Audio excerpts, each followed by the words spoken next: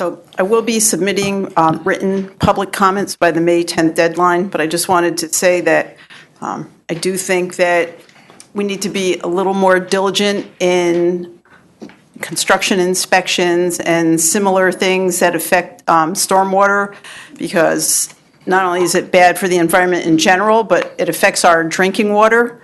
And our two board members here that are also on the water board, you've heard it said many times that one of the larger costs is for electricity and chemicals, and that's to purify the water.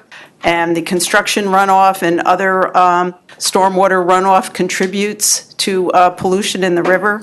So we really need, I think, to do a better job on our stormwater regulations. And the only other thing is that the draft stormwater report that was posted on the website said that it was posted on April 26th, and that 132 listserv members were notified of its availability, but actually the listserv members weren't notified until 3:30 p.m. today, May 1st, so that was 5 days later. So that's just something that I think since it said that people were notified on the 26th, it really should have been out at that point. So, and again, I will be submitting written comments. Thank you. Thank you, Doreen. Anybody else? If not, motion to close public hearing on number 1. So moved. All those in favor? Aye. Jeff.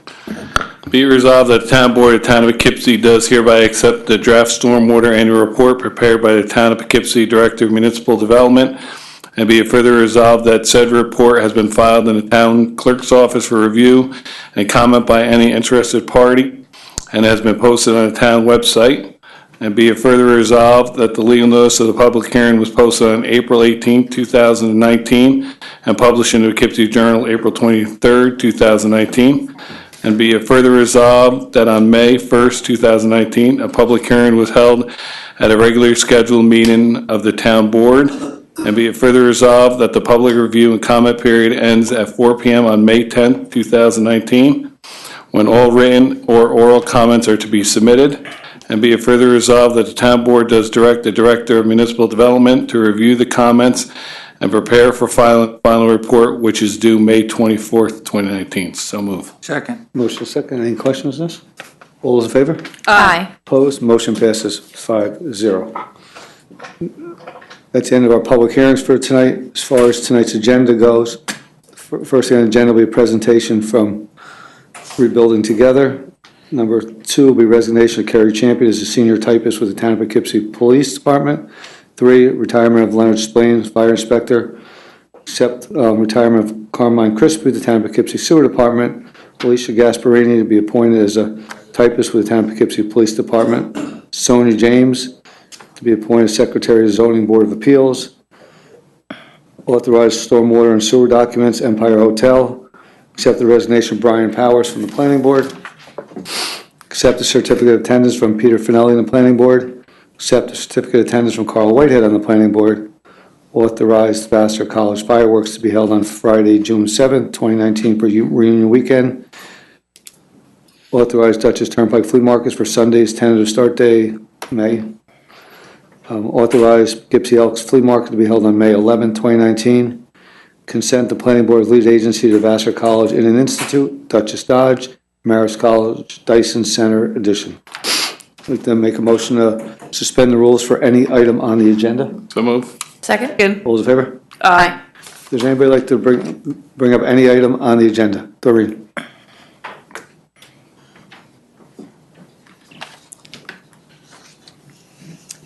Question about agenda item number 15. I see that the planning board wants to be lead agency for the Vassar College Inn. So, Jay, can you explain to me, I asked you once before and you're going to check on it, why they didn't need a zoning change? It looks like Mike Weldy says they may need a zoning change, Okay. and they will be coming in front of us. All right, because, like I had said, I looked at the permitted uses, special uses, accessory uses, and I didn't see anything in the town code that said an inn was there. And then if that was the case, I had assumed they would come before the town board to They were request looking a at zoning their change. interpretation originally, Doreen, because the institute part being an educational part of it, but they're leaning more towards the zoning change. Okay, thank you. And then my other question, is for the flea market, the Dutchess Turnpike Flea Market. So it looks like it may be a new person. Okay, so I don't know who has to make it clear to them as far as their signage. Again, there was the one day where they had their sidewalk sign, which is not supposed to be farther than 10 feet from the front of the building. They actually had it in the roadway, where the white hash marks are, like in front of 900 there, Dutchess Turnpike. They actually had it out in the roadway.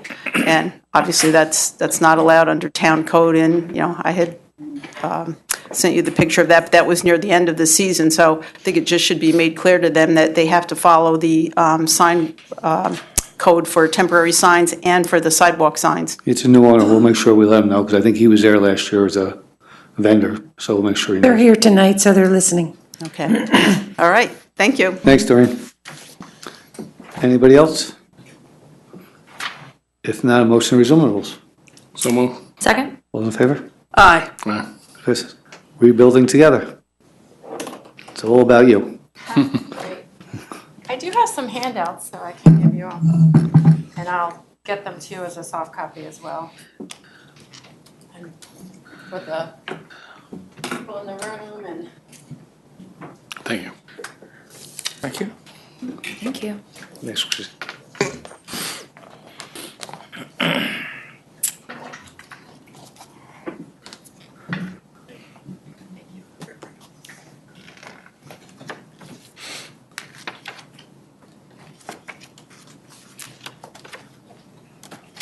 Thank you for having me. Hi, I am Christina Borick. I'm the Executive Director of Rebuilding Together Dutchess County.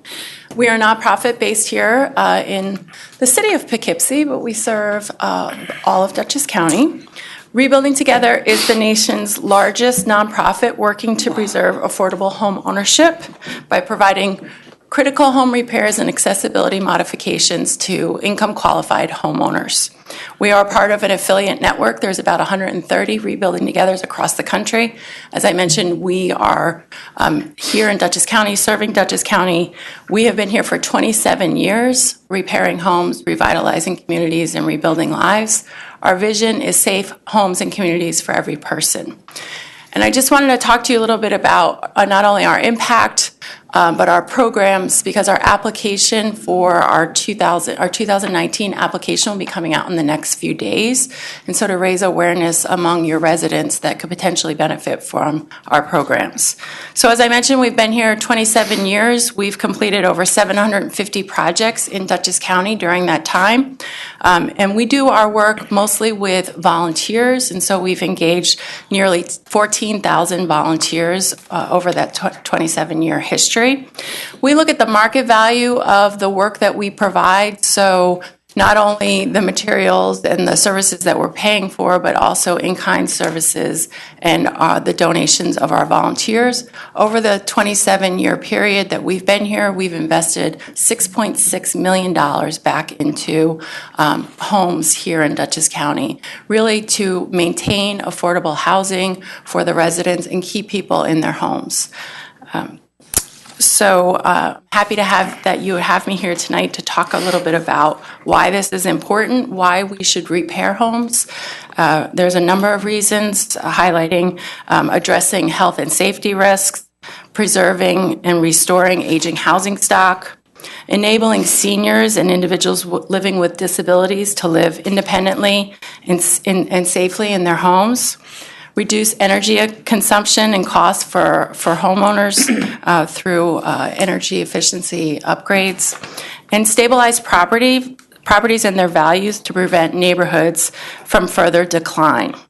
So housing is considered affordable if your housing costs are less than 30% of your overall income. By that standard, about 35% of Dutchess County households are not, their home is not affordable to them. And so there are a number of clients in the county that could benefit from our services. About 35 to 40% of the homeowners in Dutchess County actually qualify from an income standpoint for our programs. And we have aging housing stock here in Dutchess County. Most of the homes were built before 1979. They have their own set of risks around lead and other lead and electrical wiring and paint and asbestos, things like that. And so not only are homeowners making difficult choices between, putting food on the table and paying for medical expenses, while they're doing that, they're oftentimes deferring maintenance to their homes, which can really lead to unsafe and unhealthy situations in their home. But then on top of that, aging housing stock means that they have a whole nother set of risks in their home, as I described, around lead paint and electricity. I mean, we know that we use much more electricity in our homes and put much more demands on our homes than we did when they were built here. Oftentimes, we go into homes that almost every house that we do has an electrical issue. A lot of times, actually, one that we just did in town of Poughkeepsie this past weekend had electrical extensions throughout the home because she didn't have sufficient plugs or they weren't working. And that can really cause a dangerous situation in the home. But I mentioned also stabilizing values. So if one home is lost to a family and becomes vacant, it can really impact the overall community on average by about 10%. But the opposite is true as well. Oftentimes when you see revitalization in a single home, it has a corollary effect in the neighborhood. And we would really like to be able to do multiple projects in a focused area. So we're really interested in learning from your community the needs so that we can do multiple projects in the town of Poughkeepsie and really have then even a greater collective impact on your communities.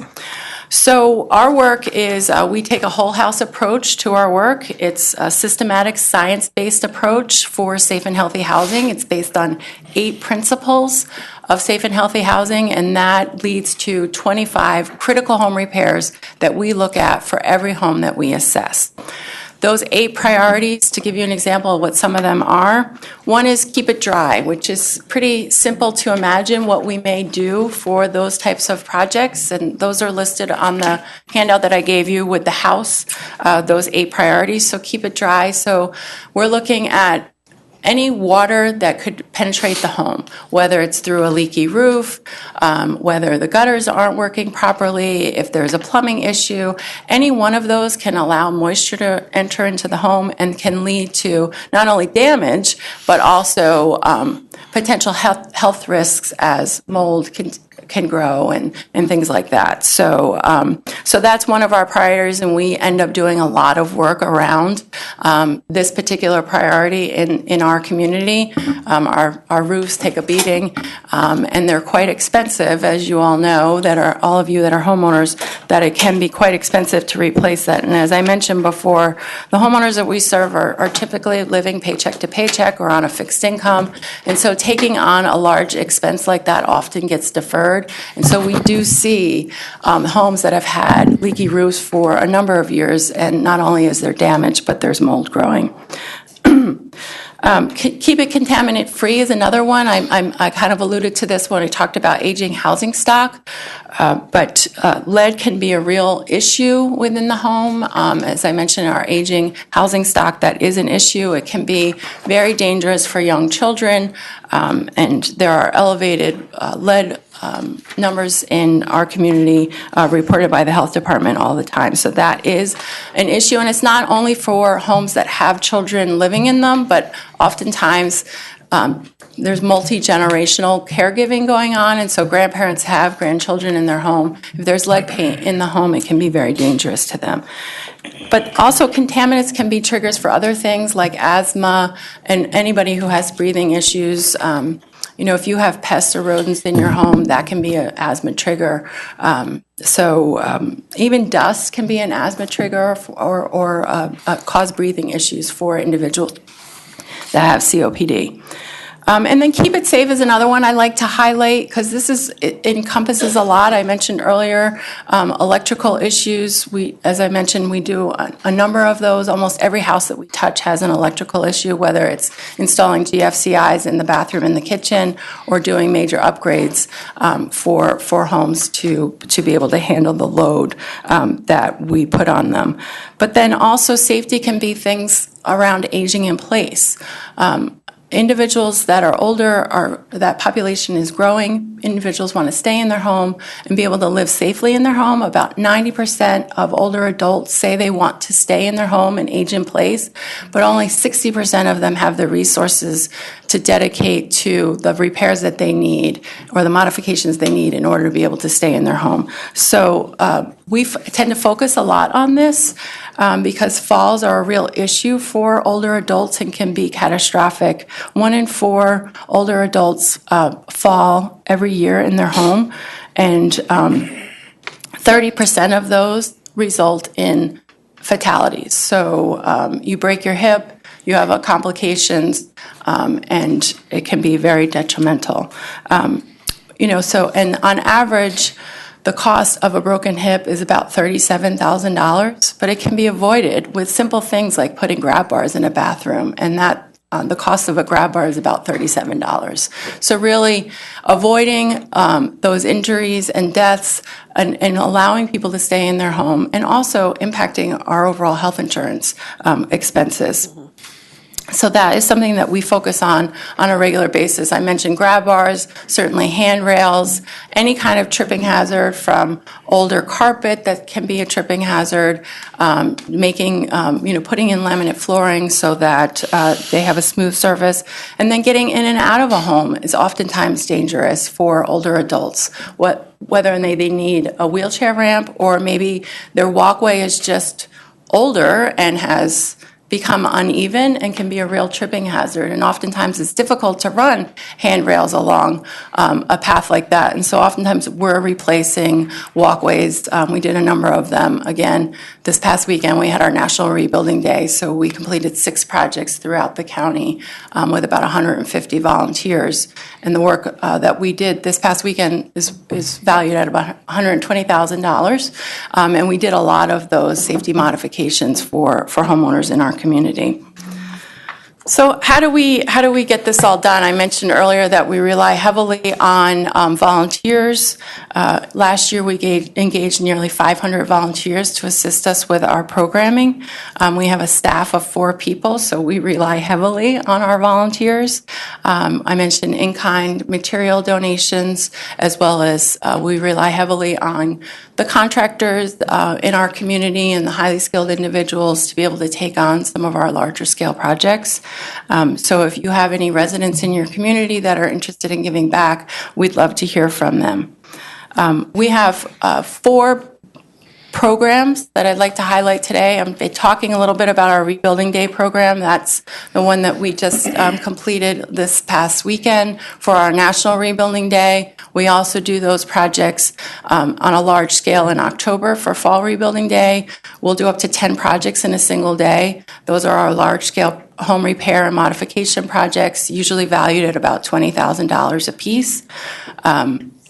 That's the application that's coming out in the next couple of days for individuals that need those repairs. We typically do between 10 and 25 of those in a given year, depending on the resources we have available to us. But we also have a home safety program where we can do some of those more minor repairs before it gets to that Rebuilding Day type scale. Oftentimes we're doing a lot of accessibility modifications through that program, and on average, this year we're going to expand that program through a partnership with the Office for the Aging, where they'll be referring individuals that need handyman type services to us. So we hope to complete 10 of those before the end of the year. And then a couple years ago, we launched a home safety and fire prevention program. This is kind of our Home Safety Light program. We focus on 5 things that we traditionally have done in our Rebuilding Day program that are really critical around safety and fire prevention. There are smoke alarms, carbon monoxide alarms, fire extinguishers, reflective house numbers for emergency response, and exterior motion-activated lights for safety coming in and out of the home. This has been a tremendously successful program. We did 131 of those last year, 125 the year prior. And those projects really not only are having an impact on reducing fire-related injuries and deaths, but also allow us to form a relationship with homeowners and be in their home and identify other needs that they could potentially benefit from our services. And so oftentimes we're going back to do a deeper dive for some of those homeowners. And then finally, we have a Community Strong program. We launched this a couple years ago. So we noticed that our nonprofits in our community are struggling just like our homeowners, oftentimes deferring maintenance on their buildings so that they can put their valuable resources into their programs. So we will provide critical repairs, accessibility modifications for nonprofits in our community as well. If you're familiar with, in the city of Poughkeepsie, the Family Partnership Center across the street, they have a building as well where there's a wheelchair ramp that was quite in disrepair. Our volunteers over the course of 2 weekends demoed that and replaced the entire wheelchair ramp for that nonprofit. And that building is used by thousands of people on an annual basis. So our homeowner eligibility, just to give you a highlight of how homeowners could qualify for our programs. As I mentioned earlier, there is an income eligibility. It's 80% of the county median income level. Those numbers just came out today. I know that they've gone up a little bit, but in 2018, to give you an example, a household of 2 people, the income qualifier would be $57,500. As I said, those numbers have gone up a couple $1,000s per household size, and it is based on your household size, so the income is dependent on the number of people that live in the home. But so that's the income qualifier. You must own your home and reside in your home. It must be a Dutchess County home. We only serve Dutchess County. We ask that if you have a mortgage on your home, that it's current and that your taxes are current as well. The purpose of our program is to keep people in their home and to make it affordable again for them. That's why it's important that those items are up to date. And then lastly, we just ask that you have an active homeowners insurance policy. Our applications are coming out this month, and they will be available through the end of October, but we encourage people to apply as soon as possible. They can get those applications by calling our office at 454-7310, going to our website, rtduchess.org, or hopefully the town will also put it on the website and they can access it from there as well. Any questions about our programs or what we do? Christina, I was at the site over here where you were working this week. There's about 20 people there. Mm-hmm. They insulated the whole basement ceiling of the first floor. The steps had gone off kilter by a good 6 or 8 inches. Randy Alstead, who some of us know, asked me to show up, and I showed up, and it was significant to see it. And compliment. That was some crew you had there. Now, the people at this table know most of our neighborhoods pretty well, and we walk in them a lot. Yeah. Is there a way we can refer somebody so they can get an application, or should I take applications from you and give it to? Because there are people in all of our wards that have houses that may need help. I don't know whether they'd qualify or not. Sure. The application itself does have the qualifiers on the inside cover, and so it asks a series of about 5 questions that allow somebody to really quickly determine whether or not they'd be eligible. I would love to give you applications that you can have with you if you do. Maybe if we get a stack, we could put them in the mailroom back here so all of us can pick them up. Because we're coming into the crazy time of year, campaigns, and that means we're all going to be out in the neighborhoods. You're going to be out there anyway, yeah. So if it's a way that people can be helped, I think that's something all of us would want to do. Thank you. I appreciate that. Yes, word of mouth is one of the greatest ways that individuals hear about us. Also through the newspaper, so we'll be putting, the Poughkeepsie Journal ran a nice article about the projects we did this weekend. And so that's a great way for constituents to get to hear about our programs. We also have door hangers that if you go to a home during campaigning and somebody's in home, you can leave a door hanger just to say who we are and what we do. We're happy to give those to you as well. If you can leave a stack with Jay or one of us, we'll put them in the mailroom back here, and that way we'll all have access to them. Sure.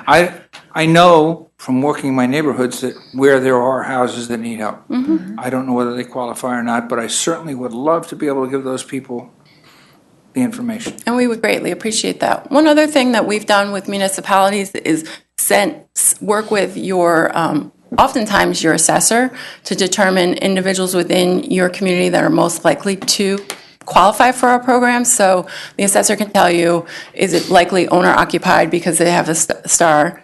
If maybe they have a senior star, things like that. And we would be happy to send a joint, maybe with you, John, a joint letter to individuals within the community along with the application. Again, not everyone's going to qualify, but they may know somebody who could qualify.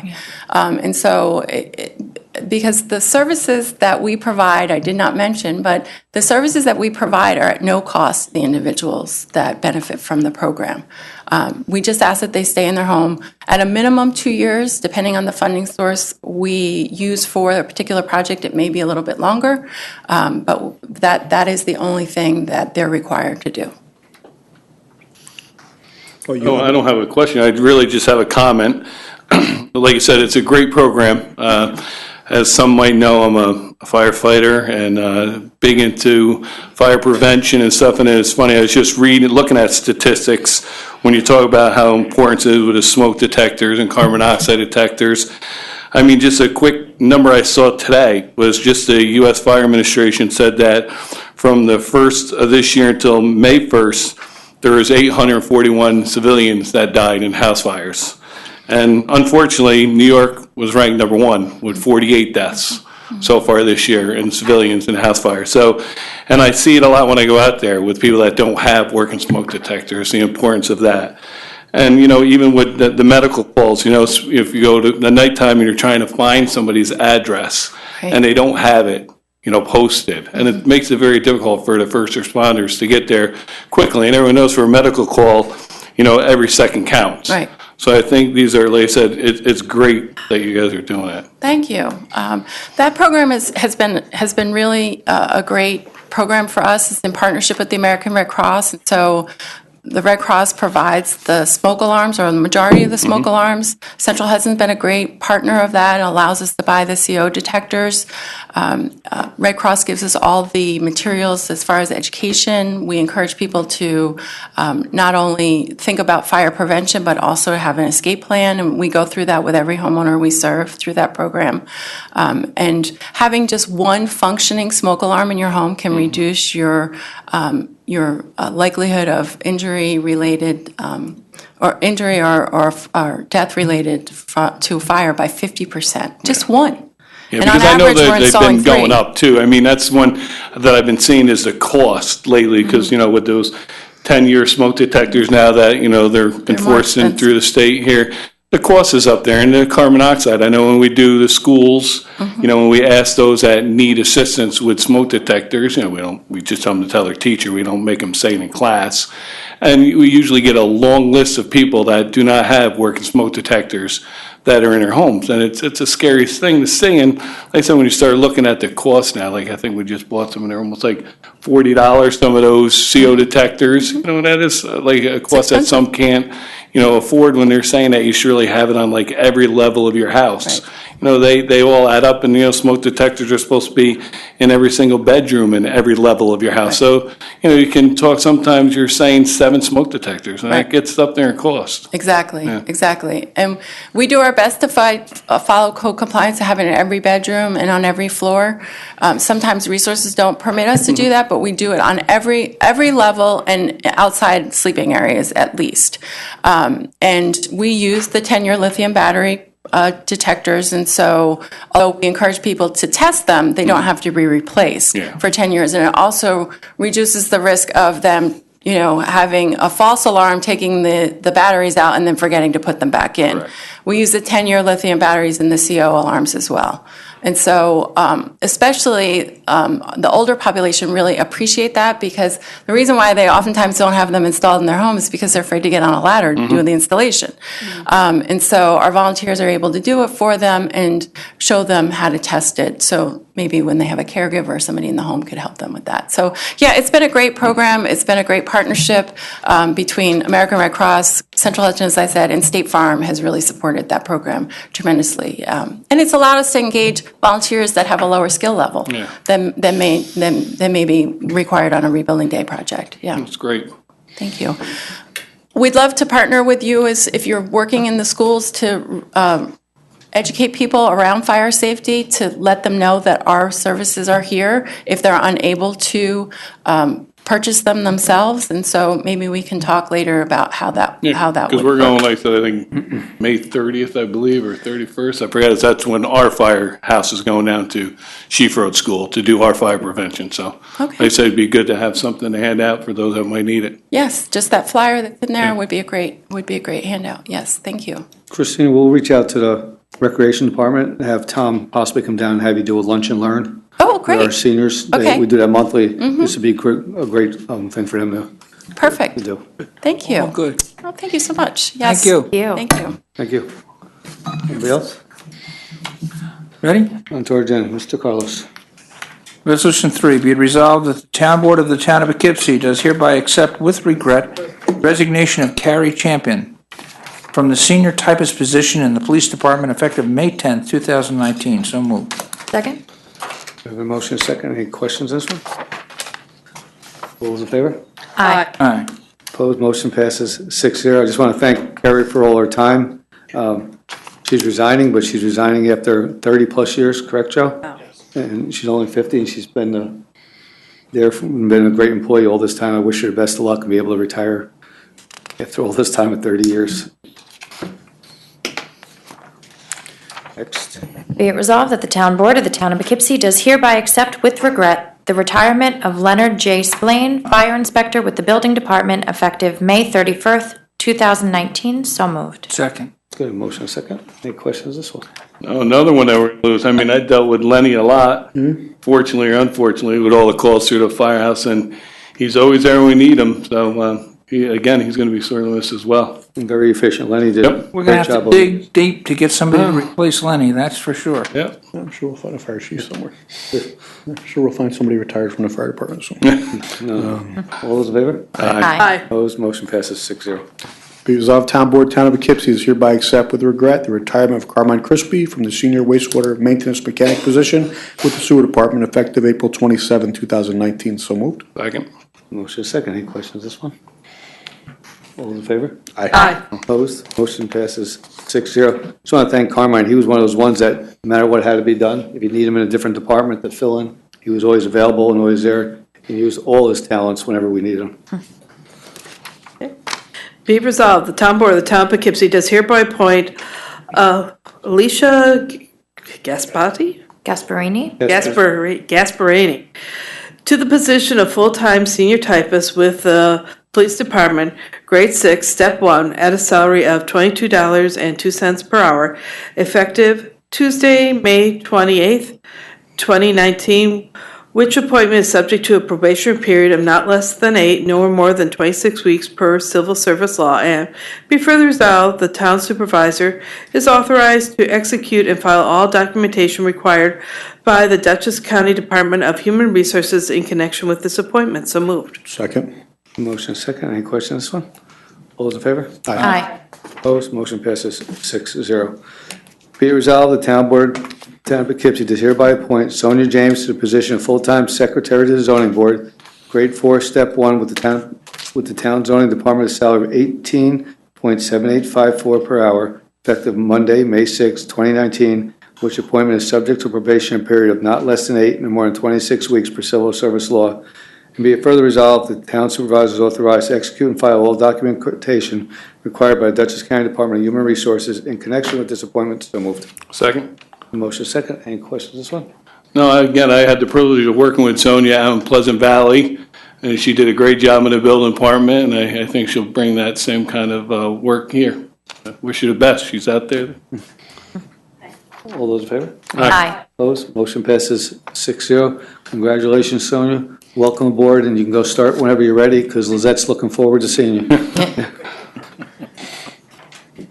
Be it resolved that the Town Board of the Town of Poughkeepsie does hereby accept that certain stormwater easements from Empire Hotel Development, Inc., filed with Dutchess County Clerk on July 20, 2017, as document 02-2017-5288 for the Empire Hotel Development, Inc. project, and be it further resolved that the Town Board authorizes the supervisor to sign a modification of said easement and a sewer line easement as necessary ancillary documents in substantially the form attached. So moved. Second. Motion second. Any question on this? All those in favor? Aye. Opposed? Motion passes 6-0.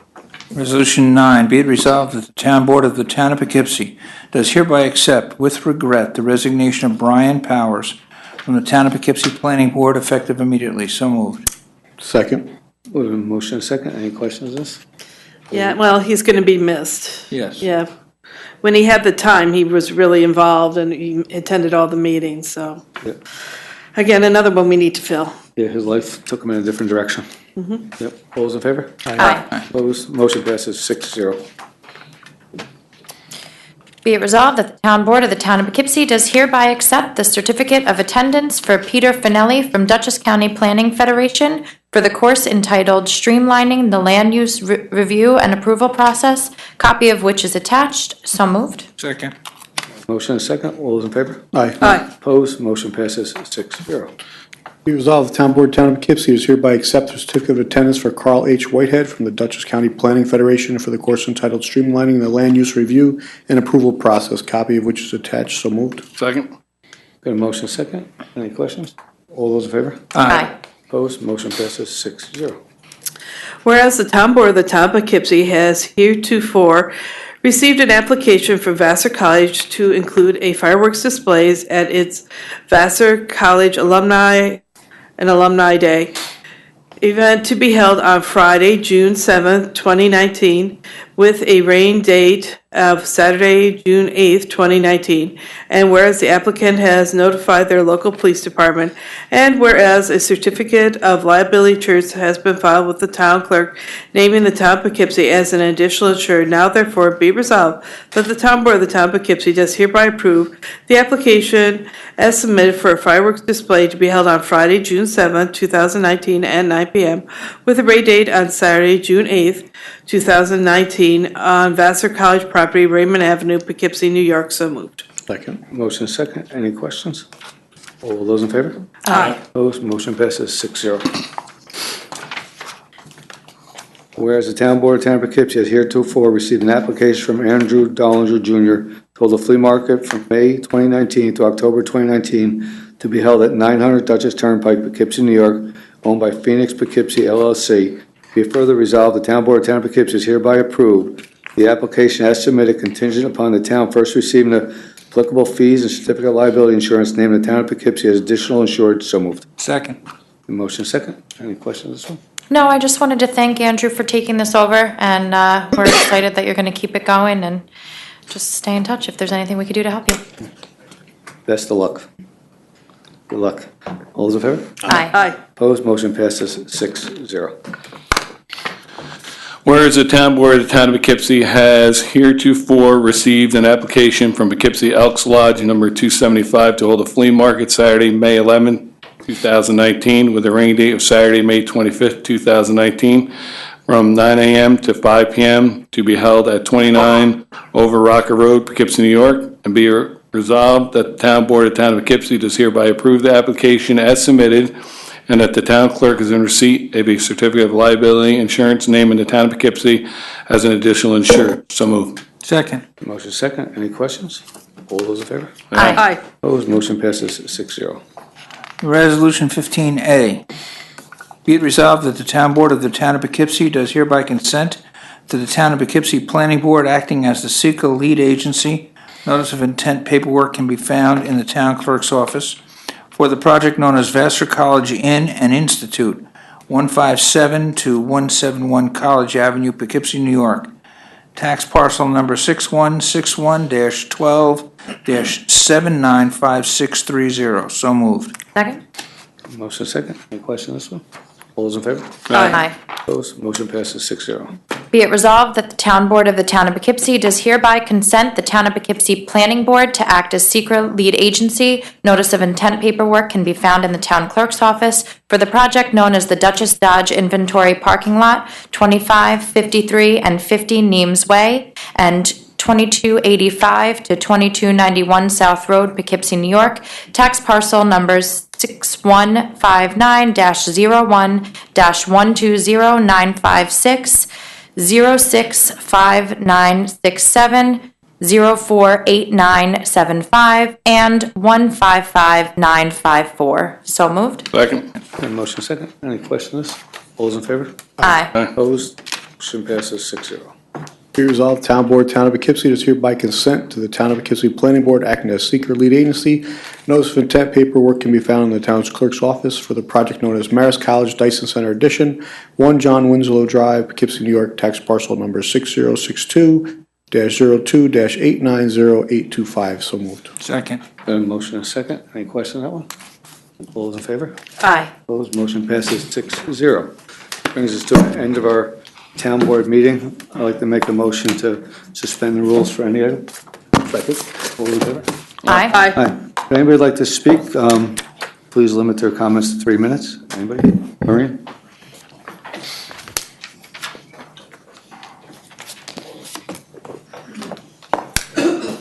Is there any update on the shared services study with AFD? About 2 weeks, you told me. We got a hold of them Monday. They should have something for us in 2 weeks. So was that like 2 weeks maybe to come for a presentation before the board, or just? I'd say probably the meeting closest that 2 weeks they should be here during. Okay, thank you. And the other thing is, at the last meeting, there was a discussion which I wasn't really sure of, and I was wondering if you could explain it. This, the Tri-Town Senior Funding. It just so happened I was someplace and I saw this office for the aging where they provided the numbers of what they do to provide home-delivered meals and what they call congregate meals.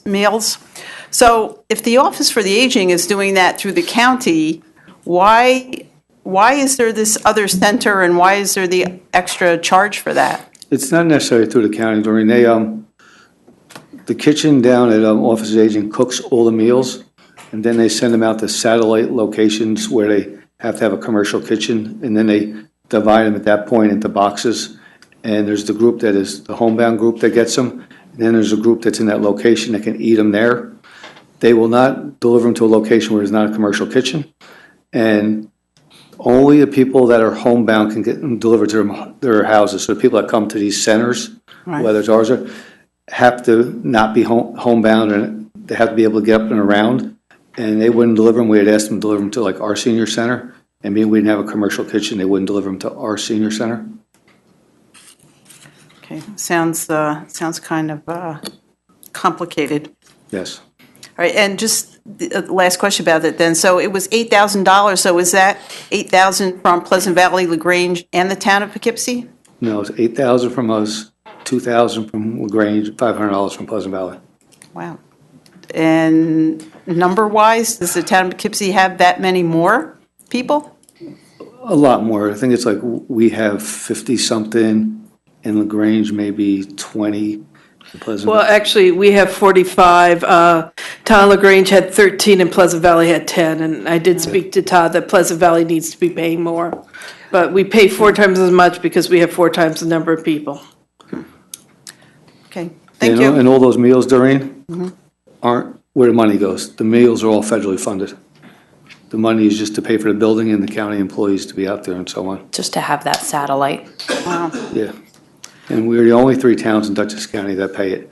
Many years ago, prior to the Office of the Aging Director now, other towns had it, and one of the other directors came in and raised the prices, and most of the other towns left and went on their own and opened a lot of their own centers. All right, thank you. You're welcome. Anybody else? Make a motion to resume the rules? All those in favor? Aye. Aye. Make a motion, say goodnight. Good night. Good night. Thank you, everybody. Town board meeting is to an end.